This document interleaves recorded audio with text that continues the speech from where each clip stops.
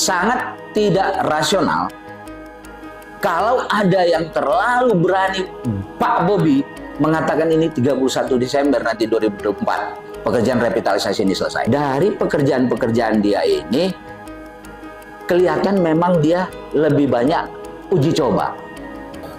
Ya, apa kabar saudara? Ya. Sudah berjalan-jalan Anda keliling kota Medan? Beberapa waktu lalu kami menyajikan fakta kepada Anda ada banyak proyek yang dikerjakan oleh pemerintah kota Medan. Seperti perbaikan jembatan, perbaikan drainase juga ada, perbaikan jalan, dan sebagainya.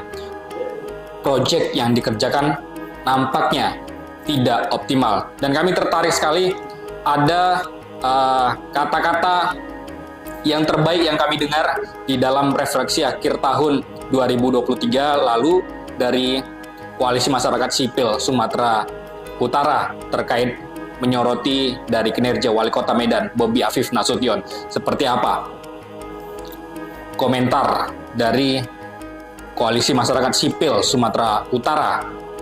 Kami saat ini sudah bersama dengan Koalisi Masyarakat Sipil Sumatera Utara, Miduk Kuta Barat. Apa kabar Bang Miduk? Sehat dan super. Super sekali Bang ya? Super sekali. Tapi bukan Mario Teguh Bang ya? Bukan. Medan ini hebat lah gitu kan. Medan hebat, bukan kolaborasi lagi Bang?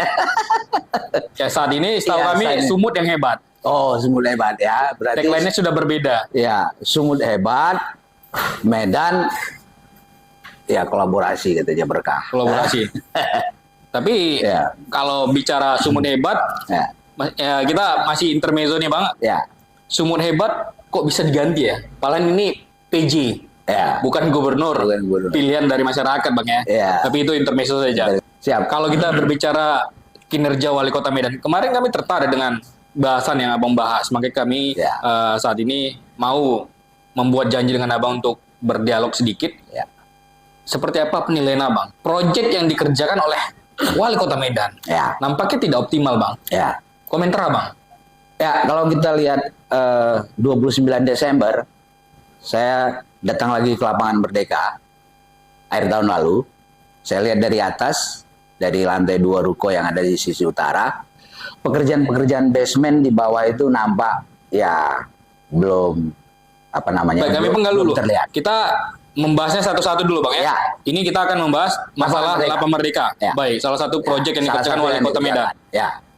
Artinya pekerjaan tahun 2023 sebesar 300 miliar lebih, itu kontrak itu dari minggu ketiga Mei 2023 sampai akhir harusnya. Tetapi ini kan tahun anggaran jamak. Ya. Walaupun tahun anggaran jamak itu yang kita lihat di tahun 2022 itu hampir 100 miliar. Kemudian di tahun 2023 itu 300 lebih miliar. Baik. Nanti di tahun 2024 ini itu berarti 100 tambah 300 lebih, ada 100 lagi finishingnya karena totalnya 567 miliar 3 tahun anggaran. Baik. Pekerjaan tahun 2022 dari Juli, 7 Juli Pak Jokowi, Pak Edi Rahmayadi, dan juga wali kota datang di sana launching. Itu yang harusnya berakhir Desember 2022, ternyata ini di-extend sampai Mei 2023. Pekerjaan tahun pertama saja. Baik. Itu mengindikasikan apa? Ternyata kalau mereka mengestimasi pekerjaan 6 bulan konstruksi ini dari Juli sampai akhir Desember sudah keluar dari jadwal schedule, berarti kan secara perencanaan ini tidak matang. Itu satu. Ya. Tapi Bang Miduk, sebelum dilanjut, pemerintah Kota Medan tidak pernah membuka ini ke publik. Ya. Tapi Abang menyampaikannya secara vulgar. Abang ada bukti? Ya, kita kan bisa lihat dan kita kan senantiasa ada pantau walaupun dari luar. Angka-angka tadi kan kita dapatkan itu dari papan-papan yang ada di situ, papan informasi tentang biasa seperti diumumkan. Baik. Ya, ada informasi tentang proyek. Itu kan wajib. Masih ada Abang pegang? Masih ada. Dokumennya? Baik. Masih ada. Dan juga update yang dilakukan juga oleh wali kota melalui TikTok-TikToknya dia. Itu kan ada. Ya. Bahwa informasi tanggal 23 Mei batas extend pekerjaan tahun 2022 itu ada dicetak yang terbit. Jadi ini bukan tanpa ada dasar kita, bukan kita garang, ya kan? Nah, tadi kan yang Abang bilang, bagaimana sebenarnya kalau kita lihat 3 tahun lebih ini konteks kinerja Pak Bobi itu pada revitalisasi lapangan mereka. Oke, kita refleksi akhir tahun tadi pasti akan semua yang kita sorotin. Tapi koalisi di sini adalah dia penekanan dia, fokus dia pada lapangan merdeka, ya. Nah, di 2023 kita lihat kalau dia 23 Mei sampai 31 Desember harusnya. Ini kan tetap tutup bukunya ada setiap tahun walaupun tahun jamak. Baik. Pekerjaan basement yang penyerapan 300 lebih miliar ini sampai kini kita masih melihat, saya bilang kemarin 29 Desember dan di Januari itu masih berlangsung. Artinya memang secara teknis apa yang dikerjakan di tahun 2023 tahap 2 kita kan nggak tahu A sampai Z-nya apa saja item-itemnya. Tidak terbuka. Iya, tidak terbuka, tetapi yang jelas itu adalah konstruksi di bawah. Baik. Nanti setelah katanya konstruksi di bawah ini selesai, tahun ketiga tahun sampai selesai ini nanti 31 Desember 2024. Ini tahun terakhir Bang ya? Tahun terakhir. Sampai 31 Desember 2024. Ada di papan informasi itu. Baik. Nah, itu berarti sampai konstruksi atas udah harus finish. Artinya siapapun dia, orang project, udah banyak ya kita juga ngobrol ya, sangat tidak rasional kalau ada yang terlalu berani Pak Bobi mengatakan ini 31 Desember nanti 2024 pekerjaan revitalisasi ini selesai. Meskipun dikebut. Ya. Nanti sedangkan 2022 mereka extend 5 bulan dari yang harusnya normal 40 hari. Ini kan udah nggak normal. Pekerjaan tahun di 2023 300 lebih miliar, gimana nyerap ini? Hanya 6 bulan juga. Pekerjaan fisik kan semua juga ada batasnya. Ini semen ini juga kalau kita konstruksi kita cor kan ada batas hari, 30 hari 60 hari baru dia bisa normal, bisa keras. Ada yang bisa dikebut, ada yang bisa diperbanyak suatu pekerjaan konstruksi, tapi ada yang juga tidak bisa dilewati begitu saja. Harus ditunggu sebelum dia dikeringnya kan. Belum lagi kita lihat, ya kan, situasi-situasi alam yang kita lihat 2 tahun 3 tahun terakhir ini kan tidak ramah juga tentang fluktuasi hujan-hujan ini. Ini juga kan sangat menghambat untuk pembangunan kalau dia outdoor gitu loh. Jadi sangat kecil kemungkinan sekali dari indikasi-indikasi dari 2 tahun yang sudah kita lihat bahwa wali kota bisa menyelesaikan finishing sampai 31 Desember 2024. Dan orang-orang yang kita kenal juga, yang berinteraksi dengan kita juga orang-orang di konstruksi, sangat, meragukan itu, statement itu. Artinya Abang sudah ada komunikasi juga dengan orang-orang konstruksi, orang-orang dari arsitek ya? Oh ya, kita kan di jejaring koalisi ini kan orang-orang praktisi juga ada. Ya kan, artinya kita kan tidak mengikuti langsung memang pekerjaan itu karena kita bukan adalah pihak yang disuruh menjadi MK di sana dan itu bukan menjadi bagian kita toh. Kan sudah ada pihak-pihak yang bekerja untuk itu. Tetapi secara visual kita lihat oke lah itu masih bisa diperdebatkan. Tapi kita lihat aja nanti apakah memang dia akan bisa menyelesaikan ini sampai akhir tahun mendatang. Baik, kami mengikuti gerakan dari koalisi masyarakat sipil ini. Ya. Intinya Abang dalam pembangunan ini setuju adanya revitalisasi lapangan merdeka. Oh, begitu 7 sampai 7 Juli revitalisasi tetap dilakukan dengan 2 surat sebelumnya kami masukkan kepada wali kota supaya kita diterima audiensi untuk menyampaikan supaya lapangan merdeka ini kalau direvitalisasi kami sudah menyampaikan pertama hindari ada bangunan di atas maupun di bawah. Yang kedua kami bilang supaya perencanaan ini dibentuk tim sidang pelestarian dulu supaya desain itu diuji dulu oleh yang ahli di bidangnya. Karena dengan seperti itu maka perencanaan ini dianggap sudah pruden. Pruden itu artinya sama seperti kita mahasiswa. Kita diselesaikan dibilang sarjana kan kalau kita sudah disidang. Baik. Anggota sidang melihat oh ya Anda layak karena Anda bisa mempertanggungjawabkan materi yang Anda angkat menjadi skripsi.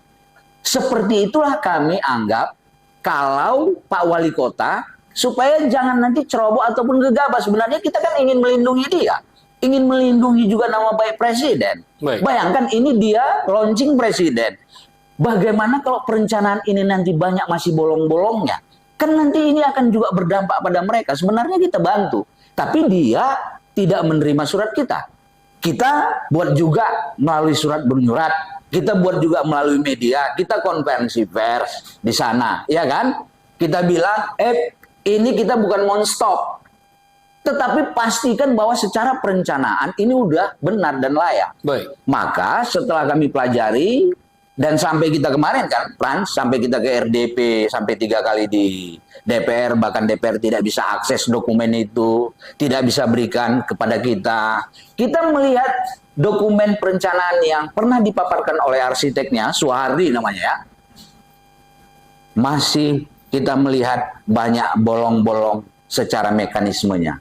Termasuk diantaranya proses hearing nggak ada, ya kan? Kelengkapan dari ahli-ahli tidak. Jadi kita anggap waktu itu bahwa desain revitalisasi ini cacat administrasi, cacat proses, dan cacat substansi. Ya, baik, Ya, Bang Miduk. gitu. Artinya ada yang penting di Lapang Merdeka ini. Tapi Bang Miduk, kami maksudnya akan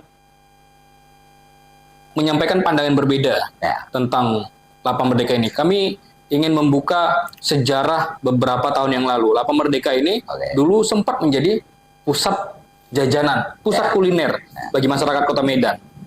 Dan sempat juga diprotes ketika itu, tapi tetap berjalan di zaman masa Wali Kota Abdillah, kalau tidak salah kami. Ya, benar. Lalu masuklah pergantian wali kota, masih tetap bertahan, tidak ada yang merusuhi, karena kontrak juga masih ada saham orang-orang pengusaha di situ, Bang ya. Nah, sampai zaman wali kota yang baru, Bobi Afif Nasution. Dan menganggap ketika ada bangunan ini, kenapa dari dulu tidak ada yang memprotes, lalu masuklah koalisi masyarakat sipil. Ketika ada perencanaan revitalisasi ini menjadi basement, mereka menganggap koalisi masyarakat sipil hanya mencari sensasi seperti itu, kesannya, kan gitu. Sebenarnya Bang, apa yang penting dari Lapang Merdeka ini? Ya, signifikansi Lapangan Merdeka ini sudah kita sebutkan.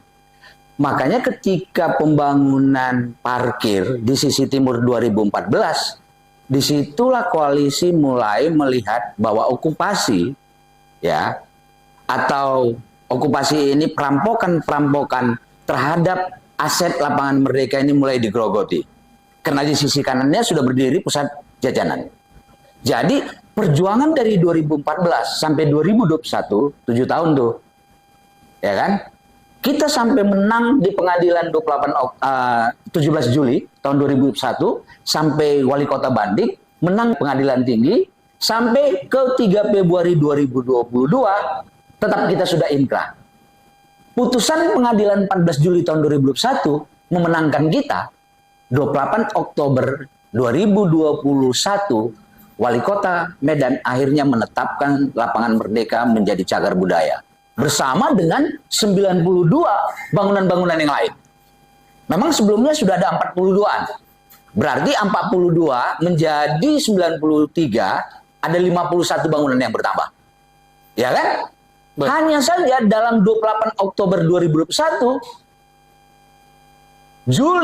7 Juli 2022, bayangkan hanya 6 bulan perencanaan, Wali Kota Medan langsung melakukan revitalisasi. Inilah yang kami anggap dengan waktu yang sempit ini, pasti beliau melakukannya terburu-buru, pasti pekerjaannya udah pasti kebut-kebut semalam, ya kan? Padahal ini, walaupun kita lihat sebuah lapangan saja, tapi ini unik dan spesifik. Dia bukan seperti bangunan-bangunan biasa yang sudah orang-orang kontraktor biasa membangun, mendesain dan bisa cepat gitu loh. Itu udah kita prediksi. Dan sejarah juga ada Bang ya? Aspek sejarah juga. Makanya kita bilang, kan kita kembalikan itu menjadi, setelah itu ditetapkan menjadi cagar budaya, apa-apa di situ yang menjadi aspek-aspek yang signifikan, yang dia membuat dia menjadi cagar budaya, itu harusnya dianalisis atau ditetapkan dulu sama tim ahli. Sehingga dia tahu memperlakukannya. Kan gitu. Karena kita melihat yang kedua dari permohonan yang kita tidak diindahkan oleh majelis hakim supaya ini diusulkan oleh wali kota ke pusat supaya ditetapkan menjadi situs proklamasi. Cagar budaya ini kan ada jenjangnya, Frans. Baik. Ada dia di level kota, ada dia di level provinsi, ada dia di level nasional. Gitu. Lapangan Merdeka ini bukan hanya cagar budaya dalam konteks nasional bobotnya, tetapi ada yang spesifik. Ini situs proklamasi. Jadi dia ada yang sangat tidak bisa tergantikan. Maka kita menjaga ini jangan sampai ini hilang. Karena lapangan Merdeka ini kalau mau dibuat mewah, mau dibuat lapangan pusat jajanan terbuka, harusnya wali kota cari tempat yang lain. Mau seperti di New York pun dibuatnya kan nggak masalah. Dia bebaskan aja ini Polonia ini. Ya kan? Baik. Nah, sebelum masuk ke pintu gerbang Polonia juga kan udah muncul ada di situ pusat jajanan tuh terbuka. Tapi kalau itu kan bukan dia langsung. Kalau mau dia buat langsung ada sesuatu yang mau legacy buat wali kota, maka kita kemarin penasaran kan, kenapa aja nggak diambilnya sekaligus 25 hektar nih ex Polonia supaya sekalian menjadi park. Dia buat di situ taman yang menurut mimpi-mimpi dia. Ya kan? Nggak terlalu capek, dia harus mempertimbangkan lapangan Merdeka ini yang punya historik yang sangat panjang lapisannya dari kolonial Jepang sampai kemerdekaan gitu. Jadi ini sudah cukup banyak memori yang menyimpan di lapangan Merdeka ini, maka kita bilang lapangan Merdeka ini satu-satunya yang tak tergantikan. Dan ini kan inti kota. Ini kan halamannya wali kota, kantor wali kota. Iya kan? Karena kita melihat ada pergeseran-pergeseran, itulah lambat laun kita melihat ini ada kecenderungan nampaknya pusat kota mulai memang dijajah. Itu.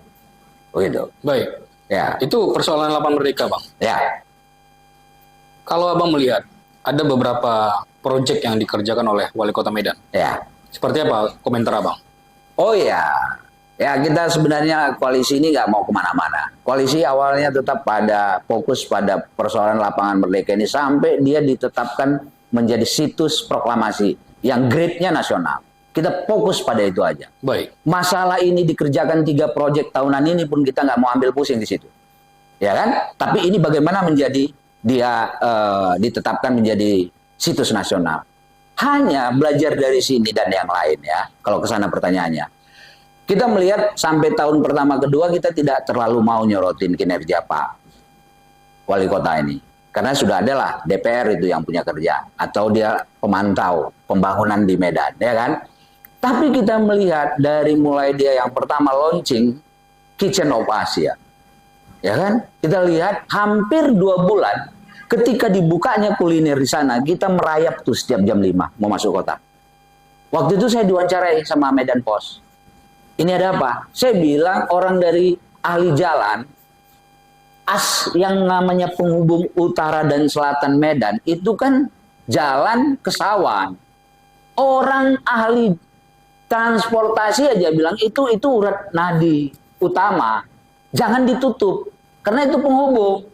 Apabila dia nanti sekat dan kemudian jadi pusat, itu setelah orang dari pinggir kota itu untuk mau masuk pusat kota semua terhambat. Dan kejadian.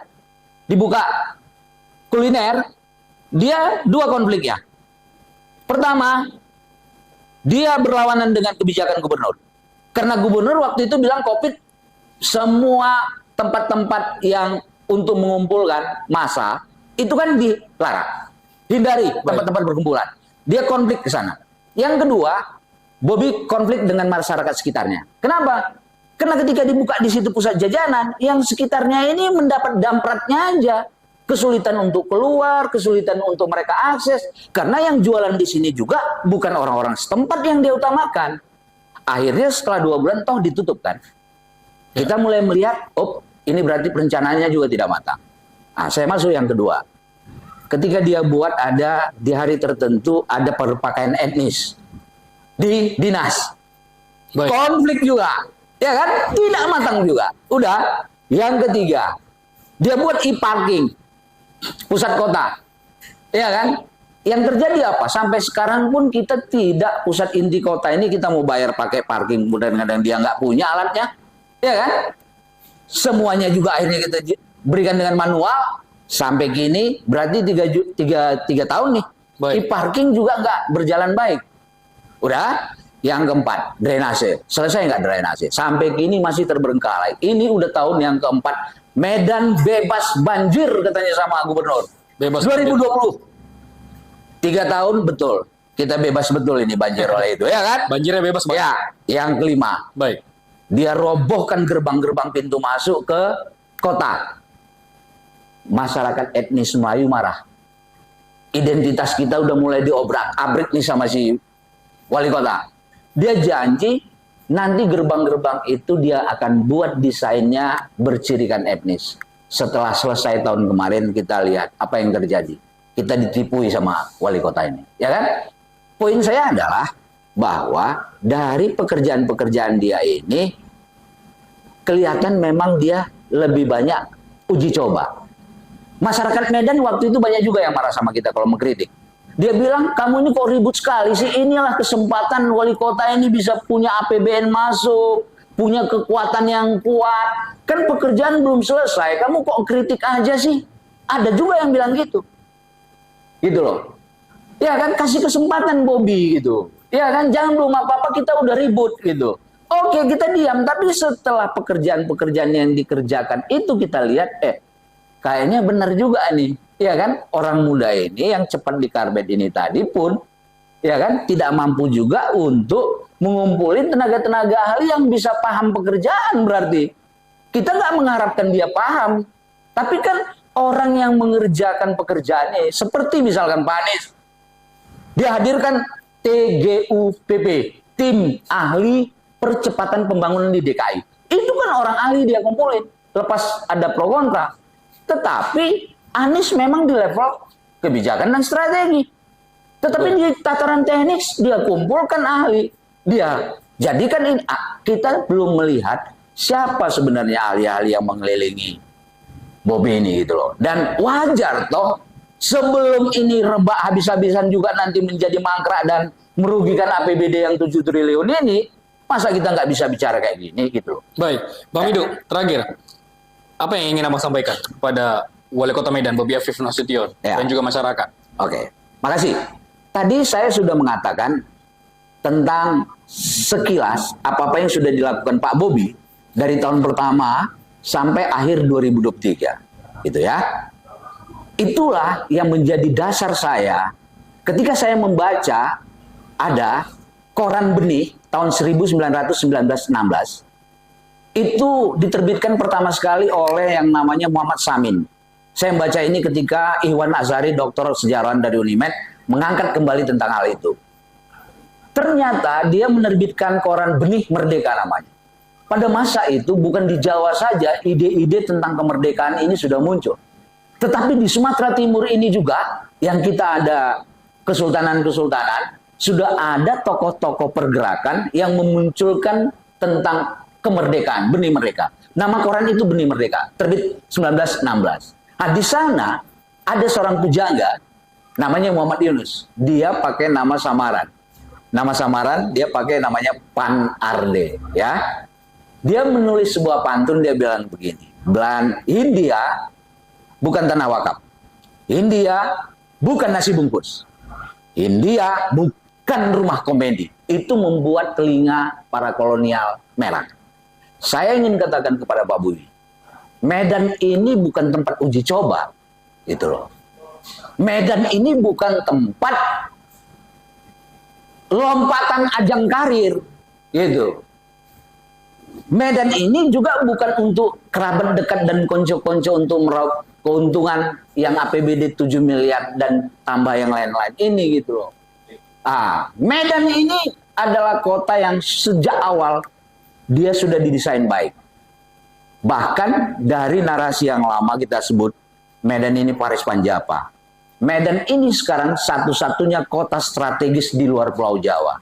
Jadi kita harus menjaga ini. Kita mau sampaikan itu. Kita terbuka sama Pak Bobi. Tapi Pak Bobi betul nggak kolaboratif dan terbuka untuk mendengar apa yang masukan-masukan kita sampaikan? Kok alergi saya nyampaikan kayak gini? Tentang apa yang saya sampaikan tadi. Ayo diajaknya aja kita untuk melihat apakah yang kita sampaikan ini ada benar atau enggak. Ya kan, bukan kan katanya dia dekat sama masyarakat, ya kan? dekat dengan siapapun, silakan kritik, silakan memberikan masukan. Saya kira walaupun ini tinggal sampai Oktober 2024, kita aktual mau mengangkat ini dan warga untuk mencegah, sekedar mencegah supaya kerusakan atau kerugian jangan lebih besar setelah 2024. Ya kan? Kesawan masih tetap berjalan tuh. Ya kan? Pekerjaannya. Ya, silakanlah Pak Bobi konsolidasi cepat ke dalam. Minimal ada kenangan yang baik nanti. Kalaupun mau berlanjut, kalaupun mau kemana, itu bukan urusan kita. Itu urusan Pak Bobi. Saya kira itu pesannya. Baik, terima kasih Bang Medan Kota Barat atas waktunya di studio program eksklusif aktual channel Bang ya. Sampai jumpa, terima kasih, sehat selalu Bang Medan. Demikian tadi saudara wawancara kita dengan Koalisi Masyarakat Sipil Sumatera Utara, Miduk Kota Barat. Saya Prasetyo untuk program eksklusif. Sampai jumpa.